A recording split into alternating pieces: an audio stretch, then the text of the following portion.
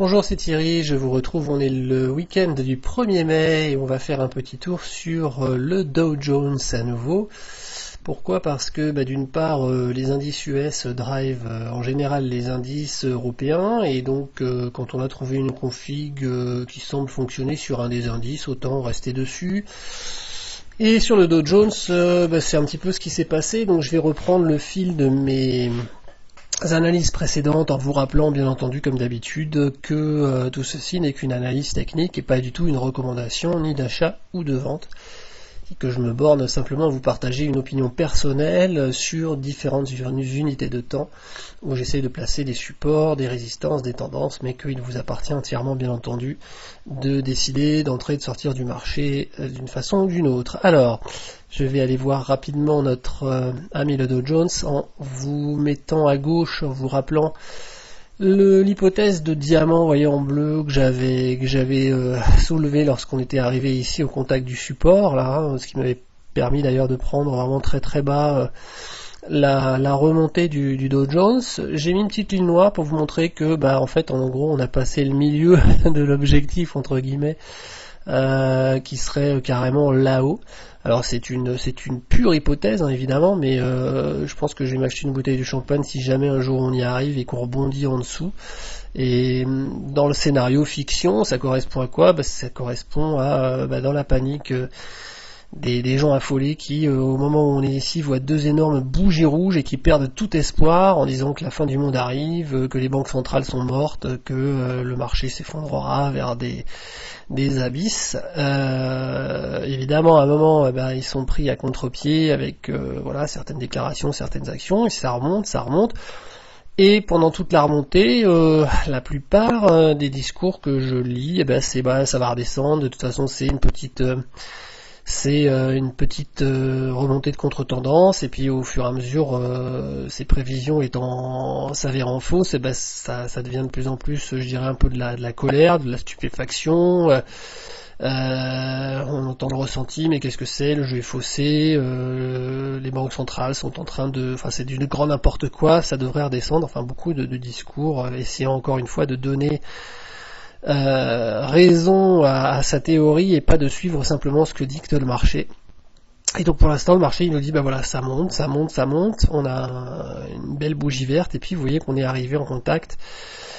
du canal vert ici qui est l'ancien support du canal aussi oblique du Dow Jones, donc quand même une belle résistance sur l'unité mensuelle et je sais pas du tout si on va être capable de la dépasser, mais pour l'instant en tout cas on a fait un beau chemin à la hausse et vous voyez qu'en plus cette résistance de l'unité oblique verte elle correspond aussi au plus bas horizontal ici d'un gros aller-retour qui s'était fait en juin 2019, donc on a vraiment cette double conjonction de résistance à franchir ici dans la zone des 24 700. Bien. Ce que je pouvais vous dire sur l'unité hebdomadaire, en tout cas c'est bien réalisé pour l'instant. Je vais vraiment faire un zoom pour revenir sur le schéma principal. Alors soyez attentifs à chaque fois aux canaux dont je vous parle et pas à toutes les lignes en même temps évidemment. Au début vous voyez qu'on a bien ce canal haussier bleu. On est dans ce canal haussier bleu, on a une hausse parabolique avec vraiment un excès à l'achat qui est vite corrigé, on retombe sur le canal bleu et finalement on finit par le casser et venir s'appuyer sur un autre canal de moins forte pente rouge ici, je vous en parlais donc dans les dernières minutes de ma dernière vidéo. Alors, j'ai regardé sur YouTube, les 3/4 des gens n'ont pas dépassé 6 minutes, alors c'est dommage parce que le plus intéressant c'était effectivement entre la 8e et la 9e minute. Donc le support c'était ici, et donc depuis on était dans un canal rouge ici, ici c'était le support, ici c'était la résistance. Et vous voyez qu'à l'intérieur de ce canal rouge, on est allé chercher plusieurs fois le contact de l'ancien support bleu ici, devenu résistance, une fois, deux fois, presque 3 fois, puis 4 fois, 5 fois, avant de nous enfoncer avec la crise du coronavirus. Et qu'est-ce qu'on fait maintenant? On fait bis repetitas, sauf que cette fois-ci c'est sur le support du canal rouge qui a été cassé. Et ce canal rouge, je vous en parlais donc il y a 2 semaines en disant attention, alors on était plutôt vers les 24 500 à l'époque, vous voyez, 2 bougies avant c'était 24 500, cette semaine on est plutôt déjà dans les 24 650 et surtout il croise aussi avec la moyenne mobile exponentielle 15 périodes. Donc faisceau de résistance hebdomadaire, faisceau de résistance mensuelle qui fait que j'écrivais sur Twitter il y a 2 jours, attention là, 24 660, Il se peut qu'on ait un coup d'arrêt. Je dis pas que c'est un retournement de tendance, je parle juste de coup d'arrêt. Vous voyez qu'on a eu des coups d'arrêt ici, ça n'a pas empêché le Dow de continuer de monter, et de continuer de monter, et de continuer de monter, mais entre-temps, on a eu des corrections qui ont eu une amplitude comprise entre 1000 points ici et environ 2000 points là et là, voilà, donc des amplitudes de 1000 à 2000 points. Donc si ça se reproduit, si on a une correction d'une amplitude de 1000 à 2000 points, bah écoutez, 24 700, ça pourrait nous ramener sur, vous voyez, les 22 800 ici, qui correspondent à nouveau au support de l'ancien canal rouge ici que l'on a réintégré. Hein. Donc, ce support, il était support ici. On est venu le tester pas très loin en flèche basse ici. On pourrait très bien venir s'amuser à le retitiller à nouveau et rebondir à la hausse. Je ne fais qu'émettre des hypothèses à nouveau pour simplement ne pas être surpris et savoir déjà ce que je vais faire à l'avance si le marché réagit en fonction d'une de mes hypothèses. Donc je vais bien surveiller en tout cas ce niveau de résistance. Vous voyez, si je vais sur l'unité journalière, que sur l'unité journalière, eh bien, la MACD est revenue au-dessus du 0. On fait un double top horizontal là-dessus, donc on a la marge pour redescendre, recroiser à la baisse sur le MACD, et puis avoir un mouvement de correction qui débute vers les niveaux dont je parlais précédemment, peut-être 1000 points de moins par rapport au plus haut, peut-être 2000 points de moins. En tout cas, je ne dis pas que ça va se passer, je dis simplement que ça ne serait pas surprenant par rapport à ce qui s'est déjà passé auparavant sur le Dow Jones. Vous voyez que ici la puissance cycle qui a fait mine pendant un ou deux jours de remonter hors de la zone de survente se retourne à la baisse, donc ça aussi parfois c'est un signe de nouvelle impulsion baissière, mais je préférerais avoir vraiment la confirmation d'un croisement baissier ici sur la MACD et puis une synchronisation baissière des cycles avant d'anticiper quoi que ce soit. Donc pour l'instant en tout cas, eh bien nous sommes venus buter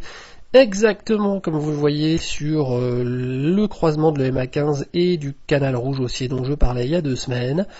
On a commencé à faire une correction, elle est pas énorme, elle a moins de 48 heures, donc il faut bien entendu pas crier victoire si on attendait, je dirais, une correction baissière à ce point-là. Il faut surveiller maintenant, et moi en tout cas je me dis qu'elle pourrait nous emmener entre 1000 et 2000 points plus bas, et que tant qu'on n'a pas enfoncé 1000 ou 2000 points, et en particulier ce support aussi ici, vous voyez, qui passe dans la zone des 22 800, ben,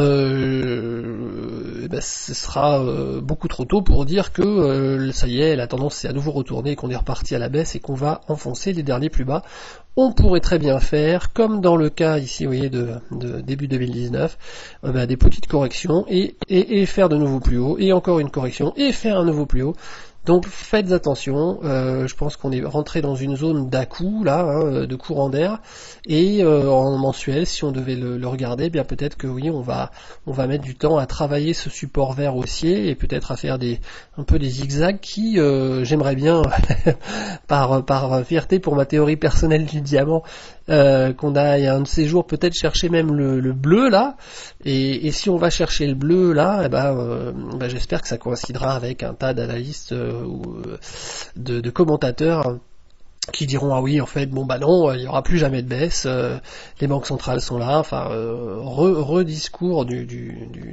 comment dirais-je, de la doxa qu'on avait avant le crash, hein, le mini crash ici, et puis quand tous les gens auront retourné leur veste et seront acheteurs en disant qu'on va bientôt dépasser les derniers plus hauts et qu'il faut acheter, bah c'est peut-être là que le marché se remettra à cracher et reviendra chercher les supports bleus ici. Enfin voilà, là je suis parti plusieurs coups en avant.